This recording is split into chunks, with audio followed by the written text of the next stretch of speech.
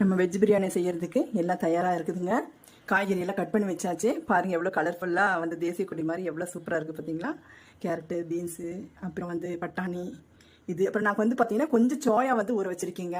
நான் போடும்போது திரும்ப உங்களுக்கு நான் எல்லாம் சொல்கிறேன். இது பார்த்தீங்கன்னா பிரியாணி மசாலா சரிங்களா. பட்டை, கிராம்பு, ஏலக்காய், வேறு ஒன்றும் இல்லைங்க. இதுதாங்க. அதை வந்து நான் ஏற்கனவே வந்து ஒவ்வொரு பிரியாணிலையும் காமிச்சிருக்கேன். நீங்கள் அந்த அளவு எடுத்துக்கலாம். அப்புறம் ஸ்பூன் கணக்கு வந்து நான் வந்து உங்களுக்கு போடும்போது அளவுக்கு சொல்கிறேன்.